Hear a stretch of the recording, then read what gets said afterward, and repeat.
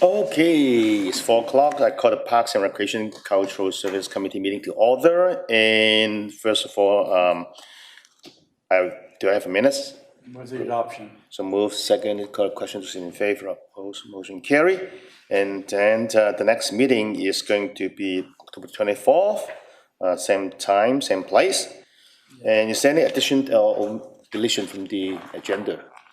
Seeing none, so I'll go to the first item, which is a presentation, a delegation by Mr. Jerome Dickey to delegate on the park safety improvements. So you have 5 minutes. Great, thank you. Jerome Dickey, 299280 Glen Ellen Drive, Richmond. On July 24th, I delegate to City Council regarding the safety concerns many residents expressed involving Bark Park. I'm here today for two things. One is to provide the petition signed by over 300 users of Bark Park, and two, to get an update on what work has been done since I first raised this to Council on July 24th. So here is the petition, 33 pages. I'll pass that to the clerk. I'll take a look at that. These signatures were gathered by at Bark Park by those in the park who use the park. Not outside. There's no online petition. It's all names of people in the park. Dog owners, walkers, and bike riders alike. This is a public safety issue. Over 300 people who have signed the petition want action taken. We all want the same thing here. Regardless if you have a dog or ride a bike, we want a park in which all visitors can feel safe. And as I've mentioned previously, some people I've talked to have stopped using the park because they don't feel safe there. And that's really too bad. Other people are concerned all the time that a bike is going to run into their dog or the dog's going to run in front of a bike. I've seen that myself with somebody, elderly gentleman wipe out on a bike when a dog ran in front of him. It's an off-leash park. At the same time, we want to encourage bikers because for 25, 30 years we've been trying to get people out of their cars and ride bikes. And so we've got to figure out a way to make it work. So the second part, let me ask, what work has the city done since this on July 24th? I don't know if someone's prepared to speak to that now or later, but I'd like to know, that's been 2 months, what's gone on since. I haven't heard anything. What I have noticed is the city staff were able to make changes at the South Arm Dog Park fairly quickly to move the benches away from the fences after their initial placement caused some grief for dogs escaping. This is wonderful action has been taken there to fix this. But what's going on at Bark Park? Why no action, no consultation that I've heard of? So it puzzles me why city staff have not inquired further about what's being proposed in this petition since it was presented to City Council. So maybe you can explain to me and the 300 plus people concerned how the process to address this public safety issue works. Because it's not clear I'm presenting a petition, but I'm still not clear on what the process is around this issue. So, do I need to attend this meeting monthly and or City Council to follow up on this? Is that what the expectation is? Because I'm not clear. But certainly ethically, I cannot stand by and watch people get hurt. And I'm sure that you can be just as empathetic for those impacted, those injured, those verbally abused, those no longer using the park because they don't feel safe. So, thank you. Good, thank you very much. No, so I think first of all, you can present the signatures, the petition to clerk. And I'd like to see if staff has any response to this second question. Thank you. Thank you.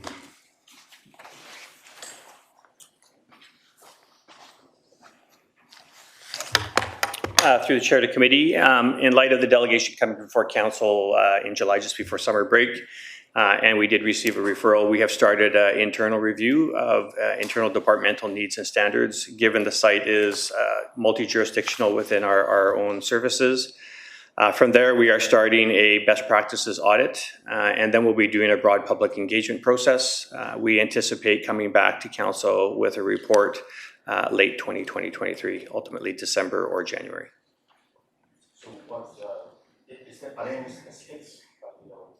is that the engagement that you to make, and how can we inform the public about the process?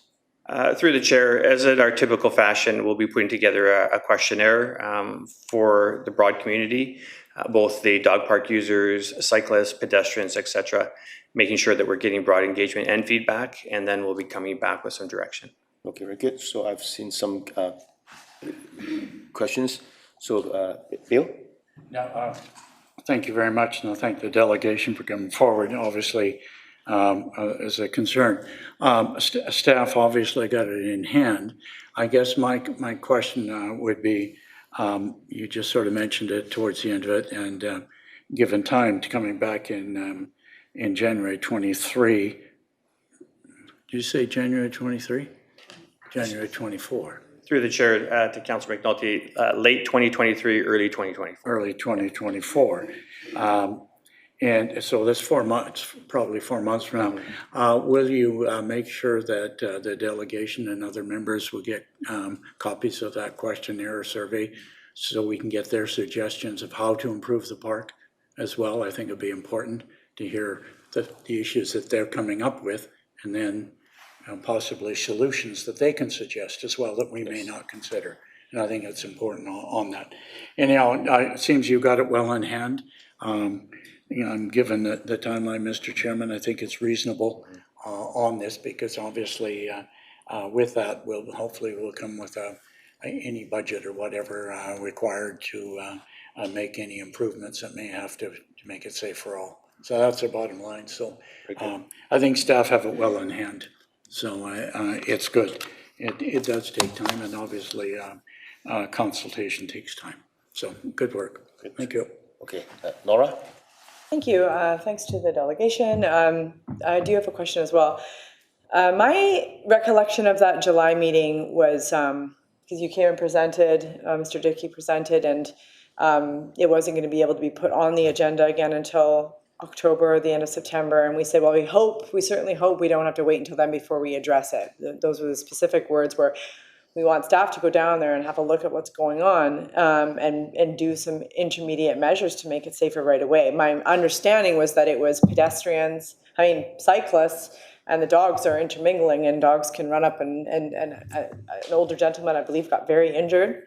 And then a few weeks ago, I saw in the paper there was another letter about how unsafe it was and that somebody got injured. So do we not have the ability to just go in and put up some temporary, just have a look at what's going on, and that makes sense to put in a temporary fence right now and say, cyclists stay to the right, and do something like that to make it safer? I didn't, why have this audit and this and that? And because when you're going to be looking at it in November,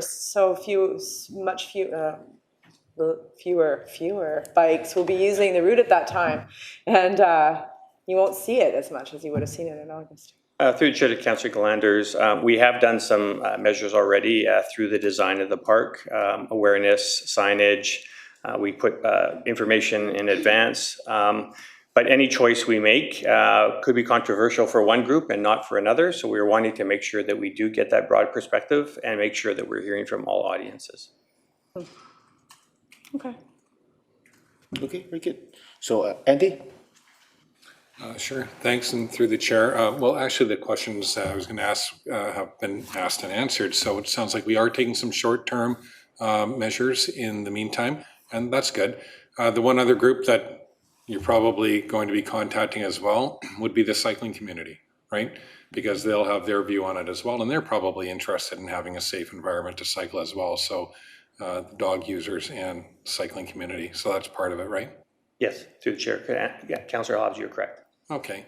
Yeah, and I hope the short-term measures that Councillor Galanders just referred to, I hope those can be practical and have an impact on it in the short term before we get to the long-term solution. So, thanks. Good. So are there further questions, comments? No? Oh, Councillor Wolf. Thank you through the chair. the staff. A couple of questions. I just walked the length of the park a couple hours ago to kind of collect for myself what are the changes over the summer here. And so I spoke with a few people as well, people with dogs on leash, people with dogs off leash, people cycling on e-bikes on both trails. The same person. I think what a lot of people do is they cycle heading east, and then they do like a loop. They go on one side of the trail network, and then they loop back and go out the other side. And even in the section where the city signs say walking speed, they were just no change in their speed. Like I know the Steveston multi-use path is coming, and maybe more cyclists will utilize that, but cyclists are always going to want to utilize this South Dike beautiful scenic route. And I had a concern that was raised to me about the gravel that's used there. I don't know if this is on the city's radar or not, but it's like tiny white gravel, and apparently some dogs' pads get hurt by that. It's sharp. And so I don't know if that was chosen because it was going to be a dog park. Maybe that could be part of the audit. It seems like a good material to walk on and to cycle on because it allows the drainage through it, but maybe not for dogs. Again, some dogs probably don't care at all about that. Others complain about some of the plantings that the city had put in had thorns. And I looked, there was no planting of roses or anything, but there is lots of blackberry coming up, and obviously needs to be removed, not just mowed down, because obviously that could hurt dogs that are running using this like a dog park. And yeah, so I don't know if the city's done any investigation on people abiding by that speed sign that says put your bike at walking speed. Maybe some other deterrent or I don't know, traffic calming measure needs to be taken.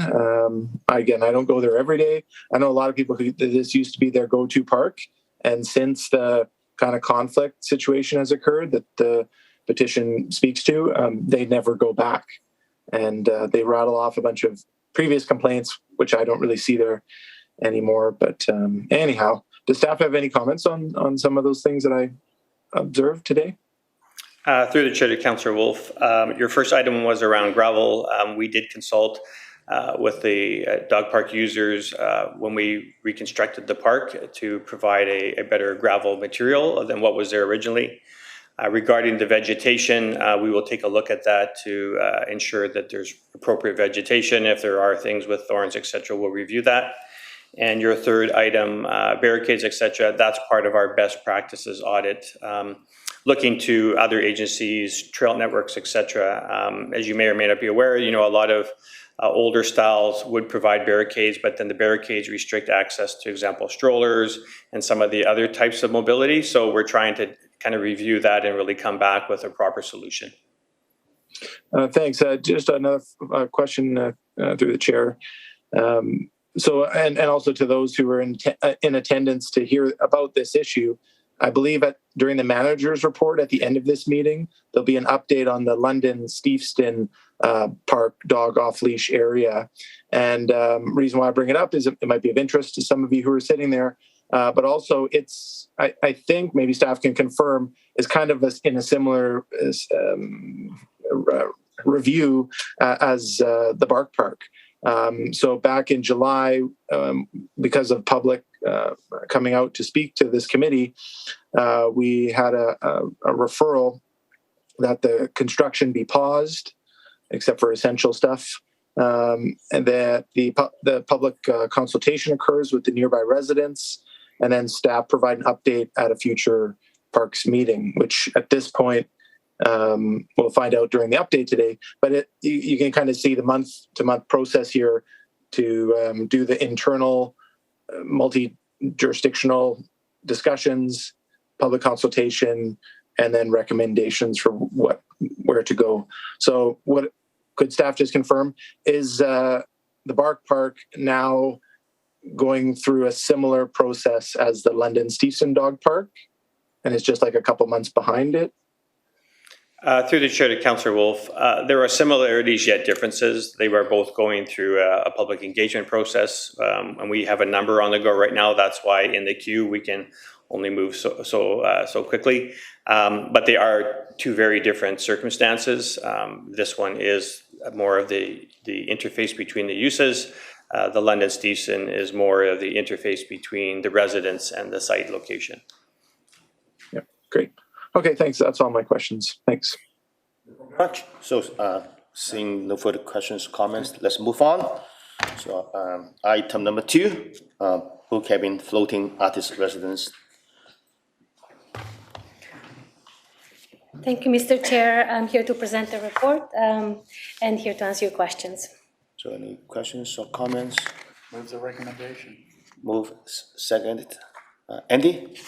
Yeah, just a couple quick questions. I mean, it's a great program, and I think it's been well received, but could you just comment on the number of programs that have been activated? The report has a couple in there, but also, what's the public reaction been that you know of to the Blue Cabin? Through the chair to Councillor Hobbs.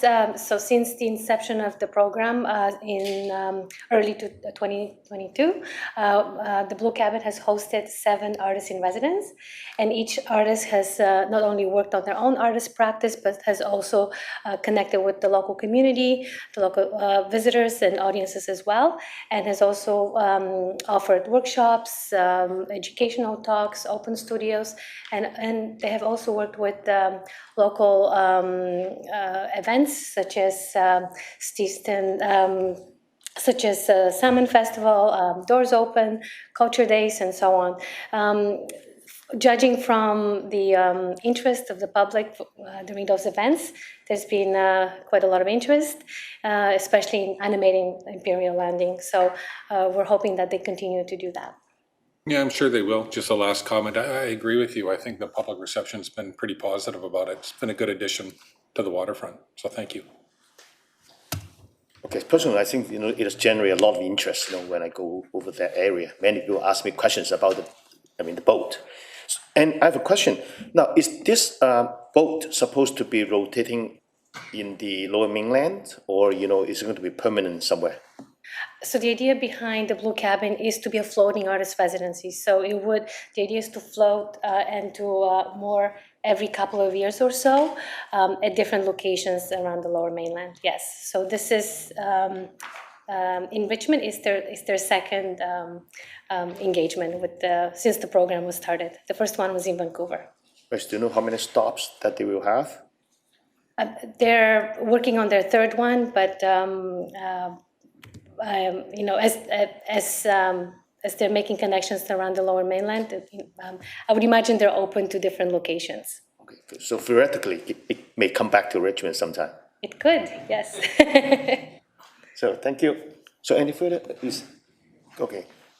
So with the motion to move and second it, call the question. Those in favor? Aye. Opposed? Motion carry. Moving on to that's it. The manager's report.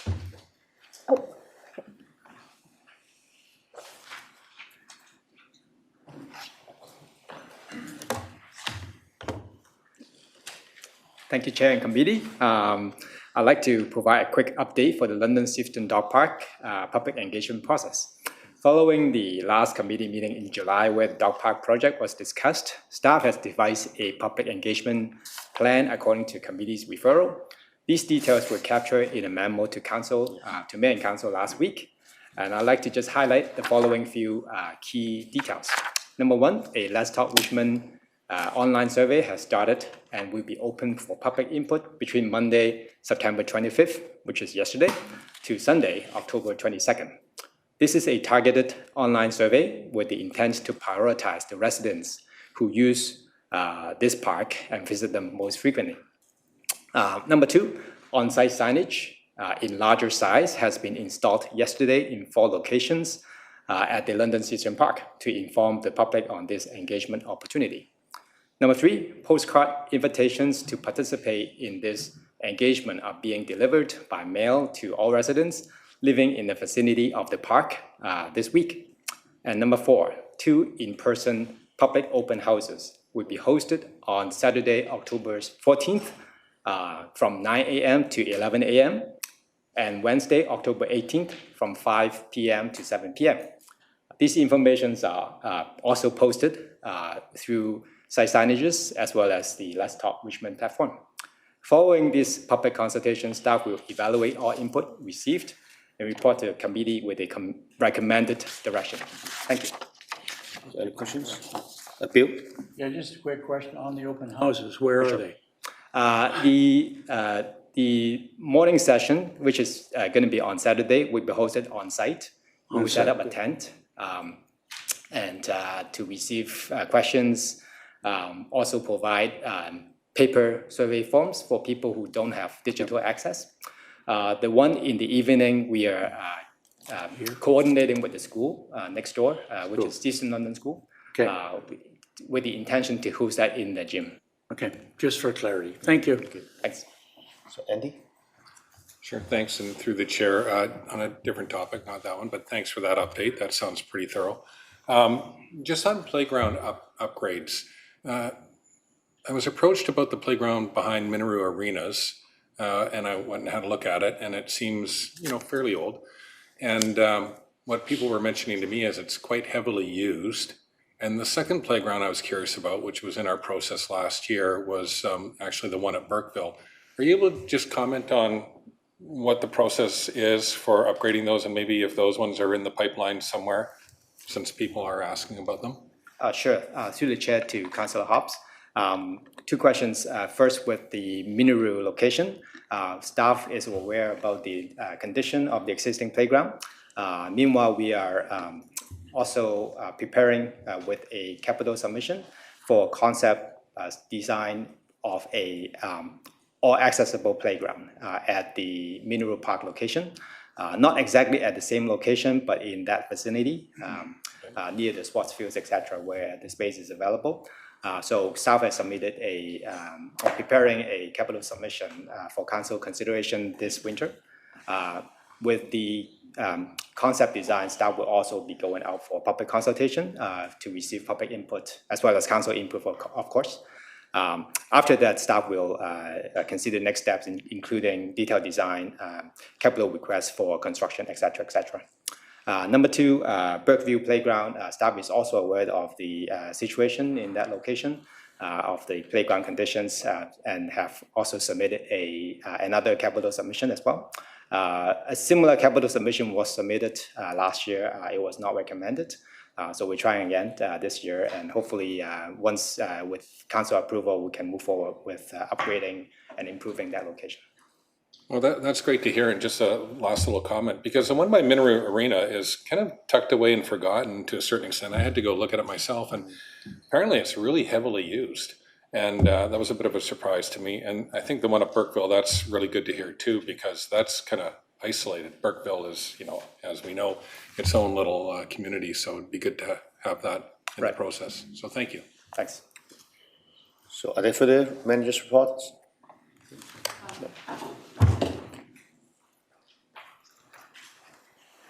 To the Charter Committee, hello, I'm Kamyar Chaichen, Program Manager, Community Cultural Development. Pleasure to be here to report on Culture Days. So the update for this year, it's off to an excellent start this weekend. Some of you were there. The hub was at the Richmond Cultural Center on Saturday. There were lots of featured events, such as the introduction of Audrey Thomas, our 2023 writer-in-residence. We had the Richmond Museum's new exhibit, Richmond Kids, and Richmond on the Rocks exhibition, which was organized by the Canadian Rock Paintings Association. And Culture Days goes on until October 15th, and we have over 80 in-person events happening in Richmond between now and then. Okay. Any questions? Bill? Just want to say a great job. I thought the kickoff was smashing, and obviously well attended, and that. I guess I worried though after 1 o'clock. Did the clouds come in?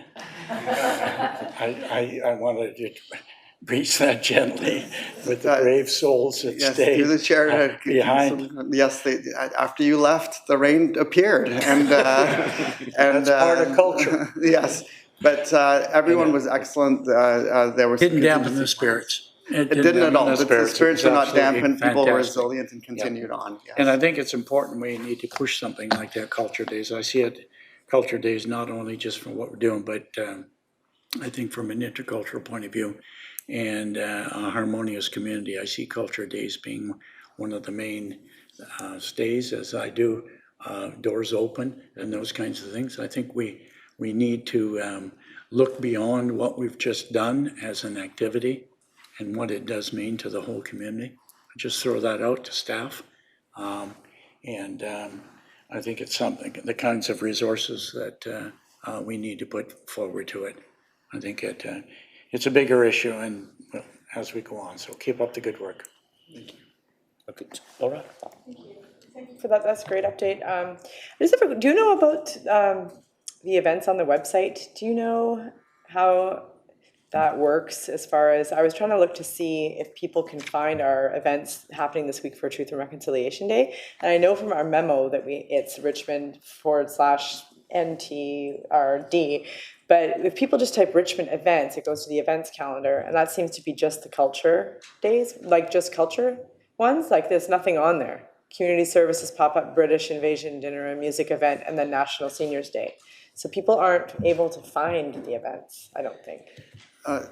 Through the chair to Councillor Galanders, if you go to richmond.ca/culture days, Yeah. all of the Richmond events are listed on that website. And then Culture Days itself has its national website, which you can focus on Richmond events in that website as well. Okay.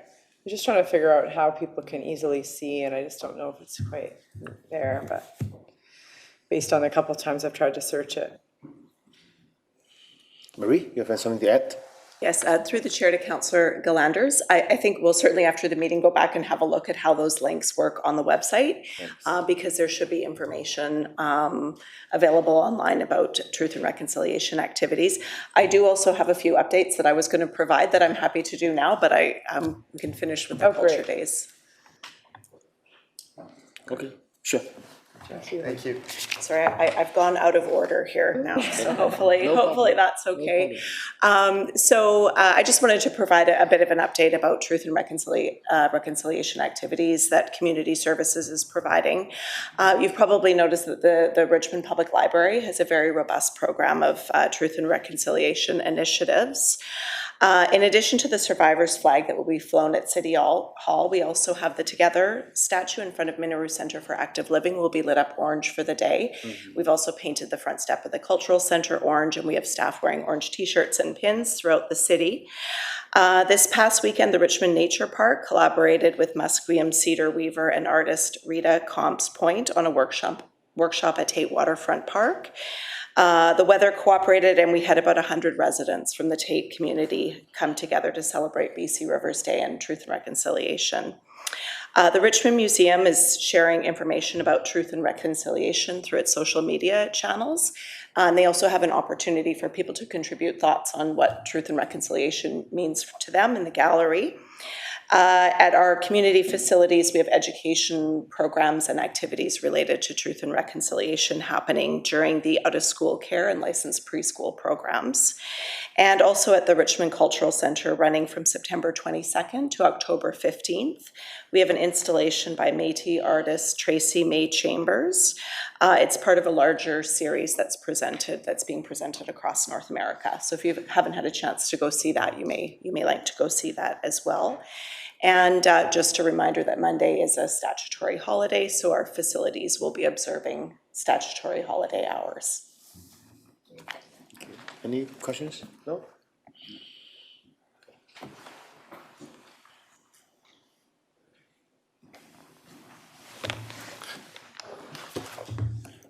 Through the chair to the committee, I'm here to provide you with an update of Park's second annual tree sale. So city residents were invited to purchase up to 2 trees through the My Richmond portal. Selections included a variety of fruit trees and native trees that are particularly well suited to the conditions in Richmond. Sales were active from August 28th till September 22nd. And on September 23rd, we invited residents to the Works Yard to pick up their trees, where they were greeted by staff and provided with tips and tricks on how to plant trees, and staff helped them bring their trees to the car. So it was a great event.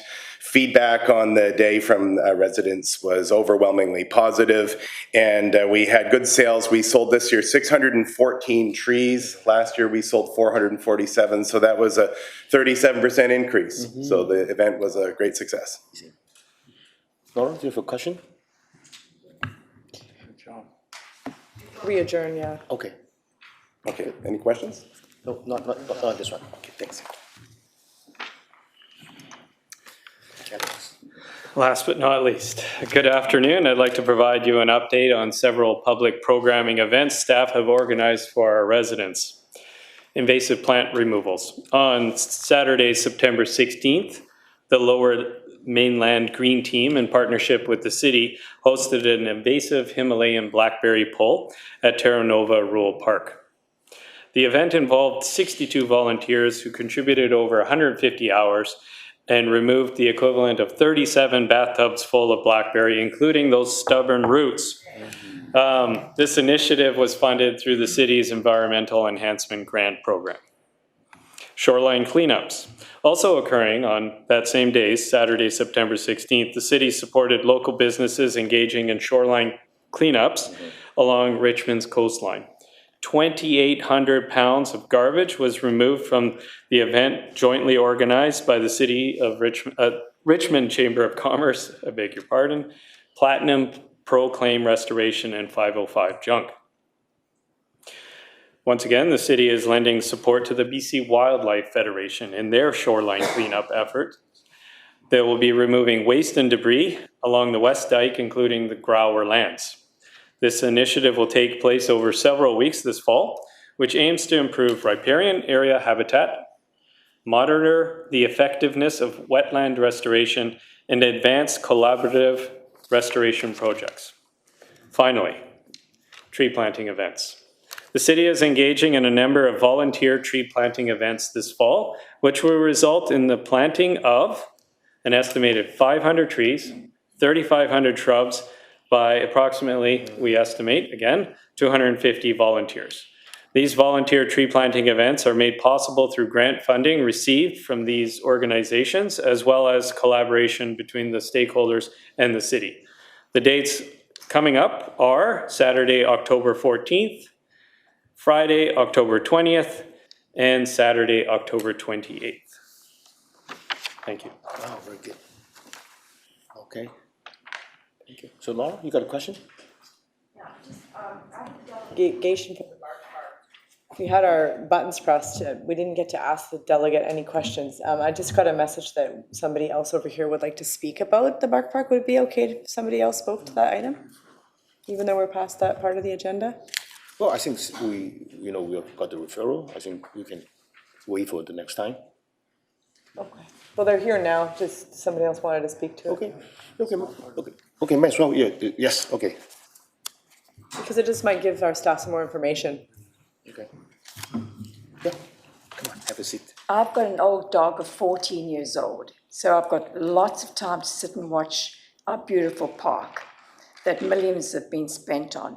So my observation is there's been a lot of talk about putting a fence down to separate the bikes. It's not going to really work in my estimation, because on the top dike, they ride their bikes. They come straight through from all the other dikes to our dike. So they think this is an open area. So that I don't think we can ever stop completely. Now the bottom row, where all the bike people go, they feel that this is their bike lane, that they own this bike lane. That's what they think it is, from what I've observed. So if you put another fence between the road, the dogs that are going there now, the majority of the dogs go down to that area. They don't stay on the hill because the trees are down there and there's a lot of space for them to go. So I think that blocking that off and making an extra fence is not going to be the answer. So my answer or my suggestion is why can't we put a sign up saying that the dogs have the right of way? It is their lane as well. So if the bikers know that the dogs have the right of lane, then they have to be careful. Big sign as you go in, like a pole that barricades it, that says, caution, dogs have the right of way. And this way they can slow down, and maybe even one in the middle of the road saying again, caution, there's dogs out there. So, there's lots and lots of things that I walk down the dog lane there because my dog walks down the bottom section, and these bikes whiz past you. They don't tell you they're coming. They don't beep their horn. I'm here walking with an old dog, and they're flying past me. If I had a step just this way, I could have had a serious injury. So the biggest thing that I feel is the signage. They see these big signs up here. Nobody sees the signs. They're riding their bikes to get through. If there was just some sort of a staggered where they have to read the fact that this is a dog's lane, they're almost like the guests. This is a dog's right of passage to walk down here with safety and the owners. They have to be more careful with us because when I watch them, they have this big attitude that this is their bike lane. It's not. The top one, I feel they're always going to be bike people. But if you have a signage saying, to be careful, where they have to see it, that they know that this is not their area. This is the dog's area. That's what I'm saying. Good, very good. So we need your name for the record. Wendy? Gillespie. Okay, good. And I'm sure that staff have already taken some notes, and then you make the contact. Thank you in the very future. much. Thank you so much. So, no more questions? Yeah, question. Oh, yes, Councillor Wolf, I'm sorry.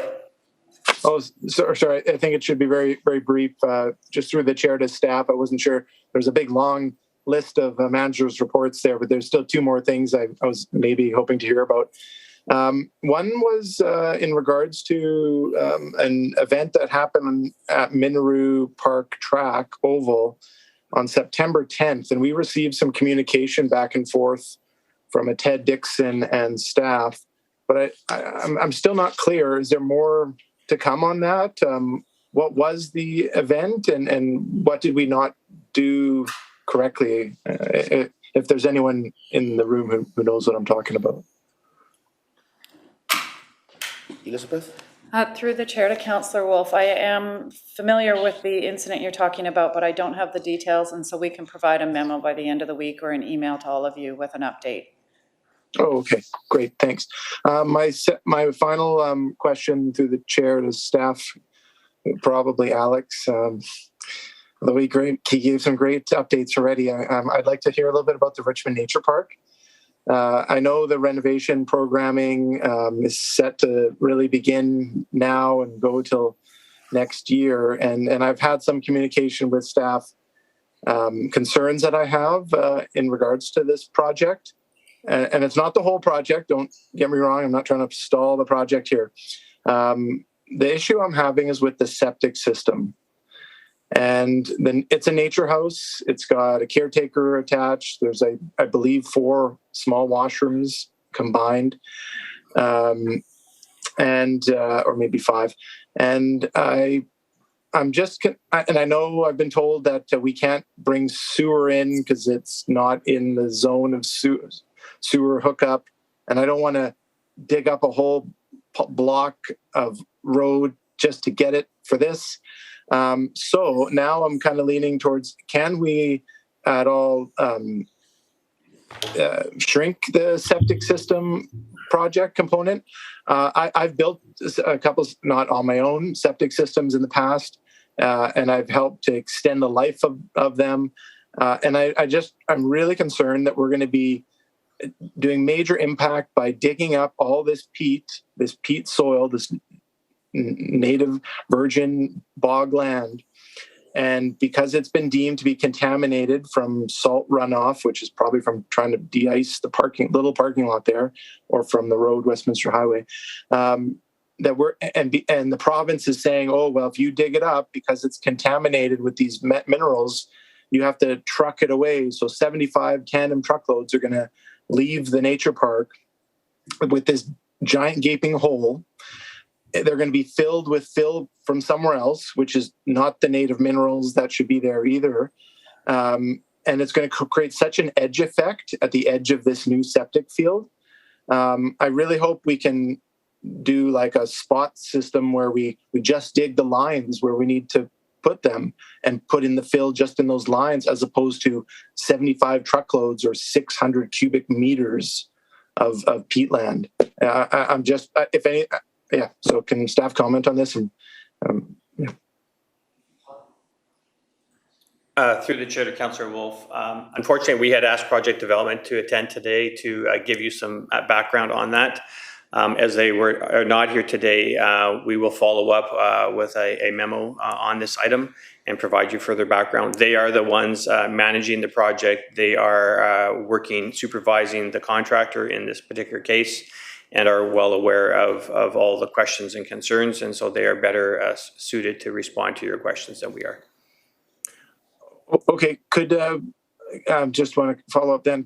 Can that part of the project not proceed until we've been given this update? Just so that if, in case there is time, I can bring something to a general purposes committee meeting, as opposed to waiting a month for Parks and Rec, because I assume they'd like to probably start digging or demolishing the structures where the septic field access needs to occur, if it does need to occur. So could we get that update before any septic work begins? Through the chair to Councillor Wolf, my understanding is the project has not started. It will not be starting until October. And so we will make sure that we relay the concerns and questions that you have, and make sure that they come back in appropriate time frame. Okay, thank you very much. I think the memo can come back to us. Through the chair to Councillor Au, we'll reach out to them right after this meeting and see if they can get something to you by the end of the week. Okay, good, thank you. So any further questions? Seeing none, can I motion to adjourn? Move second, the meeting is adjourned. So